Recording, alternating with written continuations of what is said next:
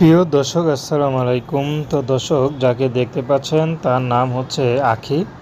আখি কাউকে দেয়নি ফাঁকি। তো আখি ইউটিউবে এসেছেন বিয়ে শাদির জন্য। আখির রূপ যৌবন কোনো কমতি নেই, কিন্তু আখির পরিবারে বাবা নেই, মা আছে। তারপর দিয়ে আখির মাটা মারা যাওয়ার আগে তার ফুপুর কাছে আখিকে দিয়ে যায়। তো এই জন্য আখির বর্তমানে ফুপু ছাড়া কেউ নেই। তো ফুপু মানুষ করলেও পড়াশোনা তেমন একটা করায়নি। তার মধ্যে ফুপা আছে। ফুপা মাঝে মধ্যে আখিকে কুনজর দিকে তাকায়। তো এই জন্য আখি এখন চাচ্ছে নিজের ভবিষ্যৎ নিজে করতে, কারণ ফুপির কাছে থাকলে নিজের ভবিষ্যৎ হবে না।